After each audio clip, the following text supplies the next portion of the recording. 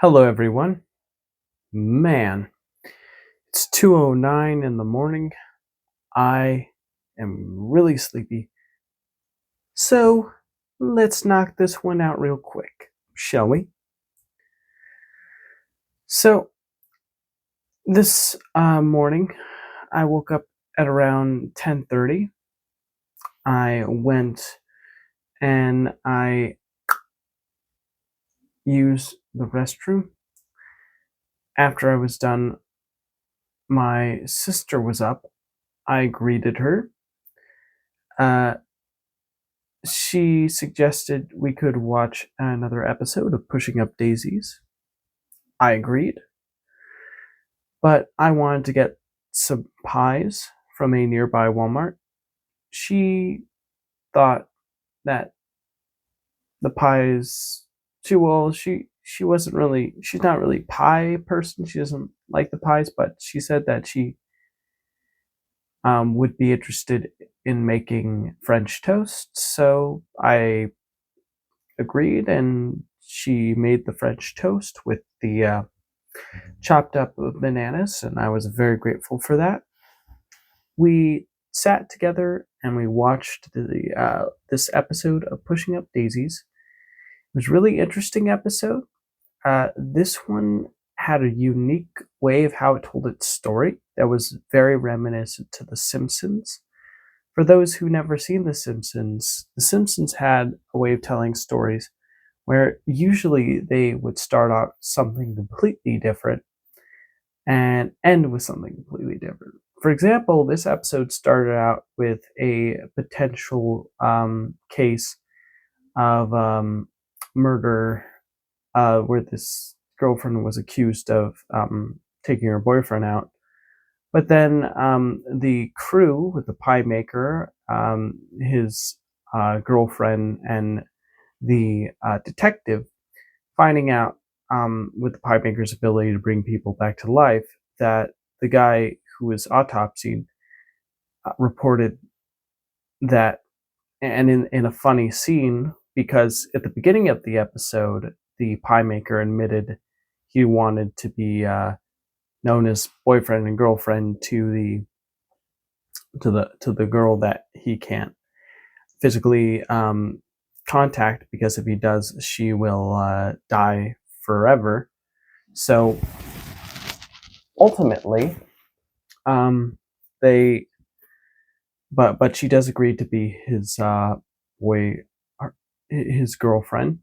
But when they interact with this guy, he's like this really suave and like, I know what's going on. Like I'm a hit with the ladies kind of guy, and he even goes as far as like asking like the girl who just admitting to being the guy's girlfriend, like her number, and this causes the pie maker to be quite jealous. So, once they get the information, he immediately, touches him again, as so he knocks out and dies. Yeah, the rule is touch a dead person, they come back to life, but you leave them alive for a minute, someone else ends up dying in their place. But then if you touch the person again, even after the minute is up, they go back to they die, but they can never be brought back again. So yeah, that was the basic rule. Um, and when they find out that it was actually the guy's friend who has a uh, girlfriend in the form of a doll, like a fake, like human mannequin doll, they confront him. They find out the evidence that he really did use his doll's arms to stranglehold his friend, and because originally it was expected that the guy's girlfriend originally did it, because the strangle marks match that of a woman, but it turns out that it was the guy's friend's doll that did it. Well, the guy's friend used the doll's arms to do it. So yeah, that was quickly found out, and then the episode just completely switched gears. and now it was a new like mystery about this shop that opened nearby the Pie Hole called like the Sweet Emporium or something like that, ran by a brother and sister duo. And the thing is that they're extremely competitive. They don't like having competition. They want their business to be cutthroat and just completely like take over what's going on um, in the center. So naturally, the sister of the two is not happy that when the staff of the pie hole come in, they have they bring a pie as like a welcoming gift, but then everyone in the candy emporium smells the pie, like, ooh, that's good. Where can I get that? And they're like, you can get it at the pie hole. So they all go to eat at the pie hole, leaving the candy shop empty, leaving the brother and sister duo very annoyed at it, the loss of business. And so ultimately, the brother and sister duo conspire to get rid of the pie hole through any means necessary by messing with the electronics on the pie hole lights. So now the L and E are gone, and now it says the pie ho. To the a surprise visit of a health inspector who comes to check how things are doing without a warning. And apparently, he finds out that the pie hole has rotten fruit in the container in the back, which obviously leads to a temporary closure of the establishment until the problem is dealt with.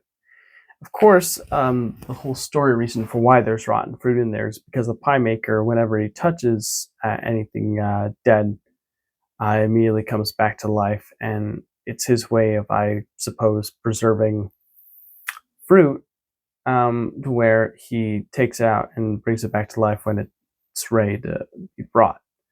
Um, but obviously, that doesn't, you can't really tell that or explain that to a health inspector without showing it, which would ultimately mean that the lady who co-runs the pie store with the pie maker would see, which would ultimately blow the cover of what his abilities really are. So ultimately, they leave that a secret, and now they're like, the pie maker is he's like a pacifist. He doesn't want to cause any more trauma or issues than what's been going on, and the two ladies want to fight back so that way they can preserve the business of the pie hole. So they decide to go in to the candy shop and launch a bunch of rats in the establishment to get back. The problem, though, is that one of the rats falls into the taffy, and then there's the face of a guy that sticks through the taffy who's clearly, been killed. And then when the girlfriend for the pie maker tells him what they did, her and the pie maker's assistant, and they have even a really funny joke where after they sabotage the candy emporium, they say, "Point one for the pie hose." It was a hilarious line, I thought. But anyways, the pie maker's like, "Oh no, I can't let that happen."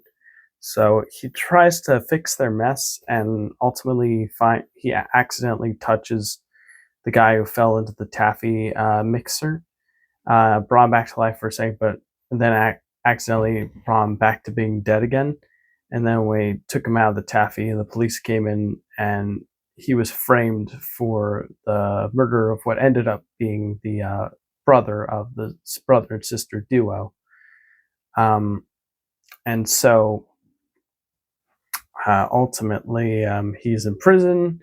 So now the detective and the pie maker's girlfriend have to figure out who done it, because clearly it wasn't the pie maker that did it. And then the story goes from there in some interesting directions. There's some red herrings. There's some surprises. There's false leads, and then there's little clues of things that ultimately ended up being true later on. And it's really funny and interesting tale that I really enjoyed watching with my sister. I give it 2 thumbs up. Oh yeah. So after we were done watching that, I ended up going on my phone. I was talking with Claude about potential directions to go with my financial journey, and then I got a comment from our family friend who wanted me to do some vacuuming in the house, and then that kind of led on to conversation about what I feel would be the best way to approach you know asking, because the way I was asked, I felt like I was kind of being intruded on in a way that made me feel uncomfortable. So we had that discussion, and then I talked with my sister for a little while, and after that, uh, we both talked about like finances and things like that. Then my mom called, said she was on her way. She arrived.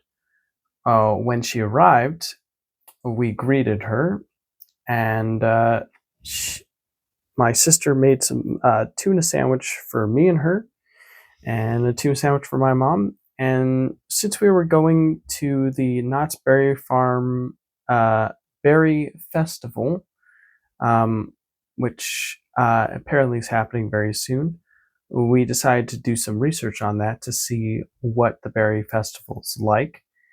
And we found out a lot of really engaging information that and we watched videos and looked up ticket prices, and we found it was like cheaper to get tickets online versus getting them at the gate. And overall, yeah, really informative, fun experience, and it's going to be cool eventually going. Afterwards, my mom left. My sister did some yard work. I decided to listen to a podcast with Simi and Jimmy where him, Erich McCoy, and Iggy Eggman Rodriguez were talking about the Melania movie. They thumbnail jokingly had them all giving a thumbs up and saying it is Kino. Obviously, engagement farming, because most people think the movie was just, a thinly veiled, you know, propaganda. But when you click on the video, they pretty much say their honest opinions, have what they really think of it.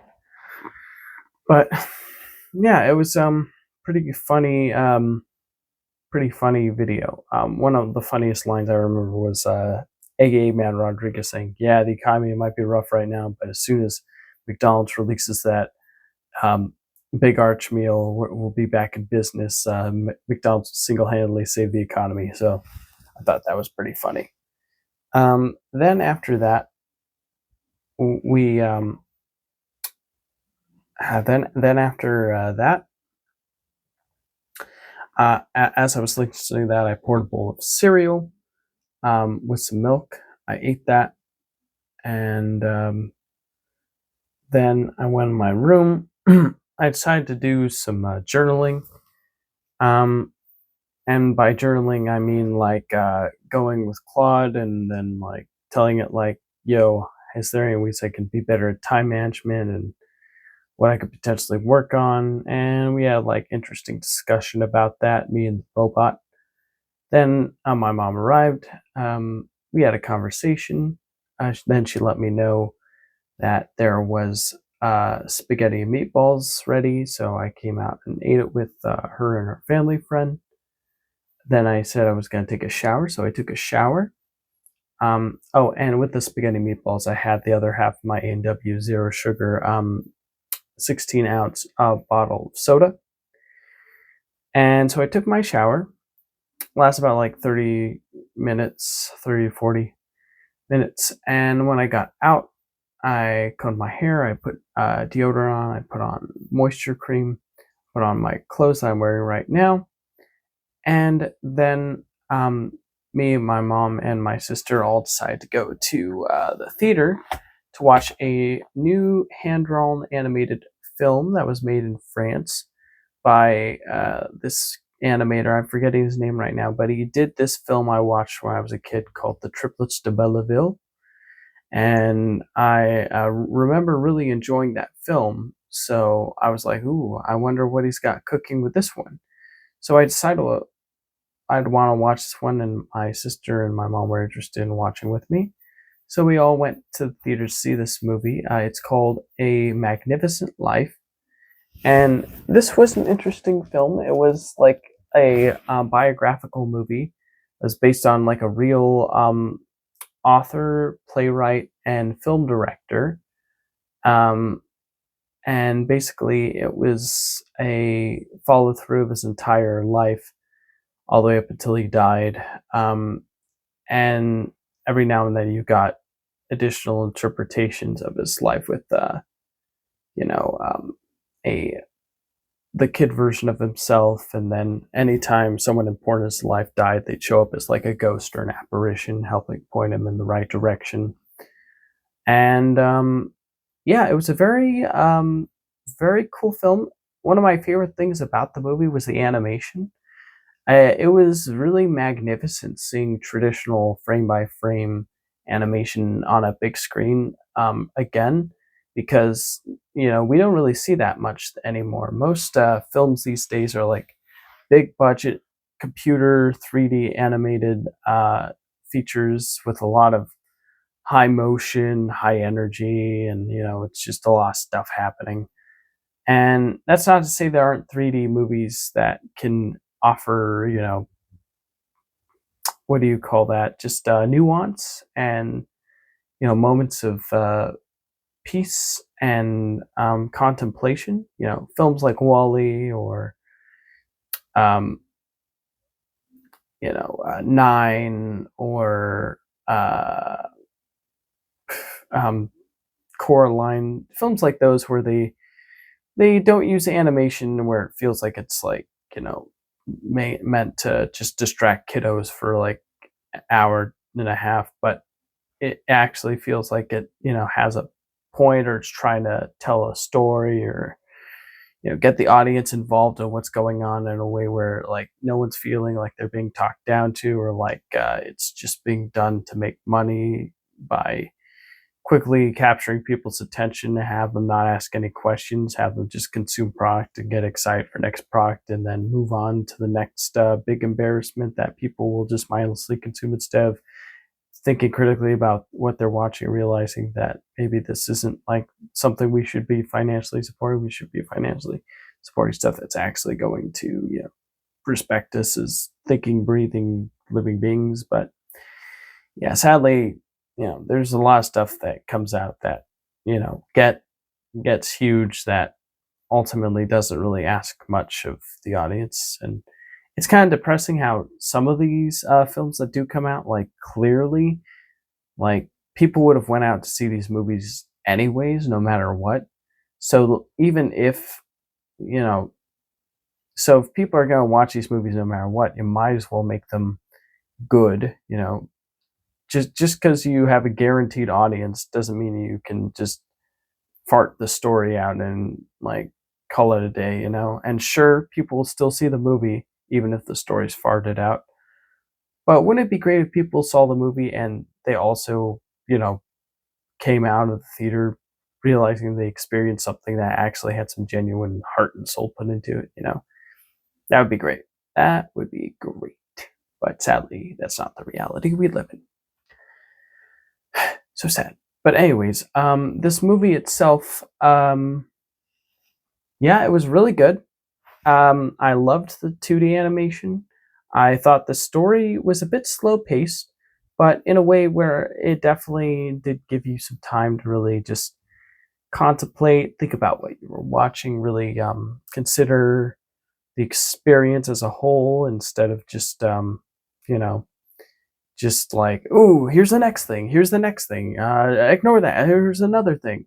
Instead, it was like, okay, each scene is attempting to build into the next scene, and they each are creating this tapestry of this person's life, to where you kind of get a good sense and understanding of what this person contributed to the world of storytelling and cinema, and the people that affected his life, and you get a sense of their personalities too, and how they you know acted and were played a crucial role in the man's life. And I just thought all that was extremely cool. Um, and yeah, I appreciate how the film didn't really hold any punches when it came to just being raw with this character's contemplative nature and how he's like thinks deeply about what he puts into the world, how he likes things to be real. One of the key examples was a complaints he got was that like when he made a play, certain actors had a accent that the executives believe were too, hard to understand. But of course, the director just went with it anyways because he believed that it was more important to preserve the integrity of the actor's performance through their natural way of speaking versus trying to have them speak in a way that maybe wasn't their mother tongue. So I guess that's something to be proving of. Of course, the director did have a sort of what appeared to be a negative stance on America. Like he seemed to think like America basically just gobbles up cultures, completely gets rid of like what made people who they were, and tries to fit them into a mold, and then like create has people become an amalgamation of like the American culture, and then people end up getting like fat and unhealthy because it's a culture that ultimately prides itself on access and overconsumption and becoming a boiling pot that ultimately creates an amalgamation of the human experience instead of like something that is more distinct or full of deeper character. I think that's what I was trying to say.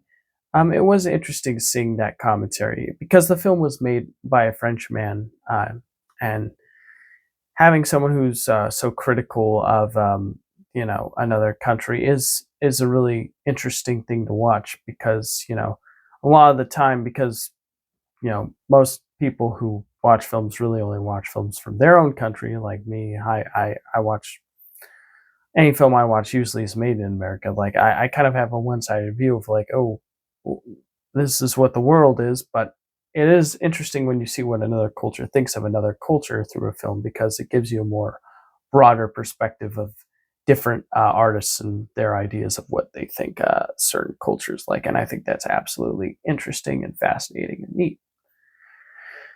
Yeah, and I just thought his commentary on the film industry was very poignant too, um, potent, poignant, something like that. Um, I just thought it was really, yeah, definitely another shocking portrayal, especially with the writers, where he basically says, "Oh yeah, the writers pretend like they have a great time, but ultimately they're the ones that are dropped to the wayside in pursuit of just making stuff that's as broadly appealing and conforming as possible. And so the writer can't really be true to themselves because they have to conform to what executives think will make the most money at the end of the day. And so a lot of writers end up just ending their careers. And the director of this film showed that in a way that was really shocking and like, oh my goodness. So yeah. But yeah, those were some of the more interesting aspects of the movie, in my opinion. And if you like traditional hand-drawn animation and you like supporting human-made art that like has a story to tell and like a good point, and it's like clearly made with a lot of passion, expertise, and love, then I think you will enjoy A Magnificent Life. So if you missed it in theaters, because it seems like it's starting to leave its presence in theaters, it's starting to diminish. It's probably going to get a on-demand video release soon. Definitely check it out if you're a fan of traditional frame-by-frame hand-drawn animation that's of a high quality, because the animation is absolutely gorgeous in this movie. And yeah, if you like deep dives into the mind of an artist and top of the mind of the director of the film as well, then I think you'll also have a lot to appreciate about this movie too. Well, that's going to do it for that review.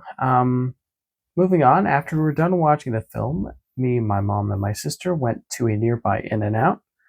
I got a double cheeseburger with fries and a Diet Coke. And my sister got um, fries, animal fries, and a double cheeseburger. I got mine with grilled onions. She didn't have any onions, and my mom got fries on her own.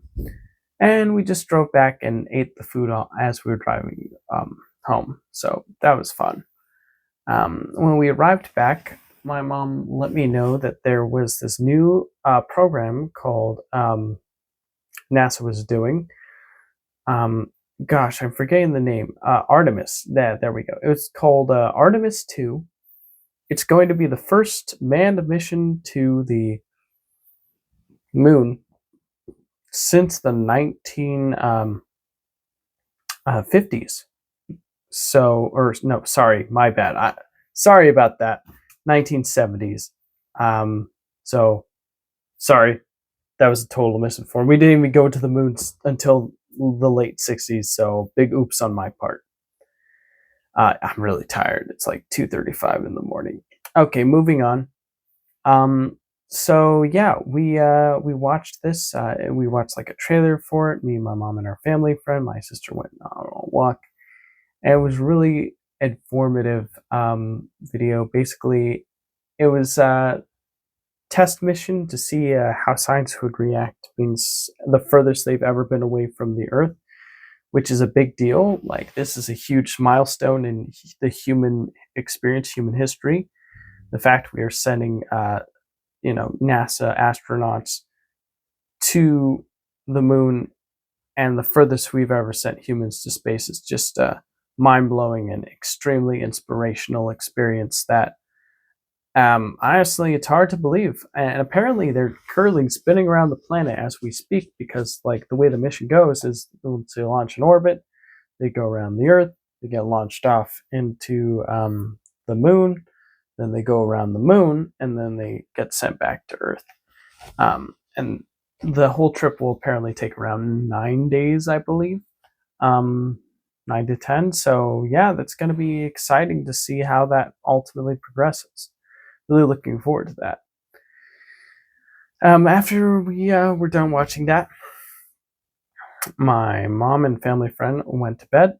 I was watching a documentary about a man's meeting with what he called the tall whites, like a alien race near like an outpost in the desert. Um, and apparently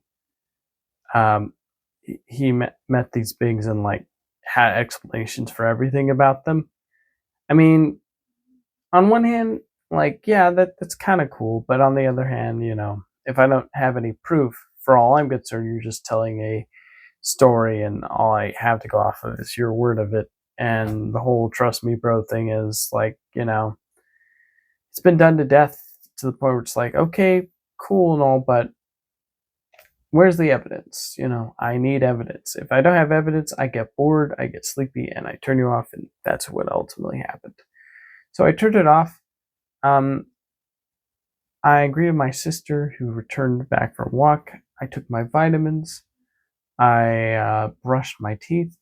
I used mouthwash. I asked one of my the chatbots Gemini about how much you increase your chances of not getting a tooth infection if you floss, and it said like an additional like 40 to 60% on top of brushing your teeth and using mouthwash, which increases chance of not getting bacteria by 50%, but the flossing also increased that to 90 to like 110%. So it was like, okay, I guess I'll floss now. So I flossed for 2 minutes.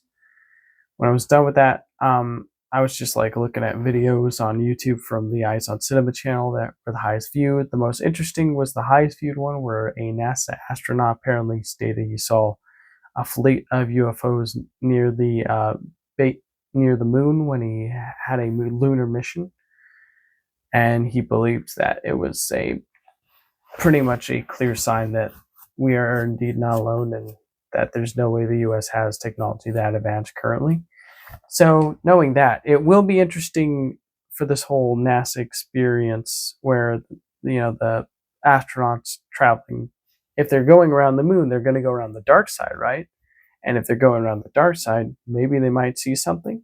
It's going to be really interesting. Hopefully there's going to be footage that's going to be recorded, and yeah, maybe we will see a fleet of UFOs. That would be kind of cool. That'd be a really fun way for the disclosure to happen, but I don't know, maybe not. But it's fun to speculate and see where things are going to go. After that, I decided to make this update video, and now I am done. I will be posting this on my YouTube channel, and then I will be immediately going to sleep. So thank you so much for watching. I very much appreciate your time today. Have a great rest of your day, and take care. See you in the next video.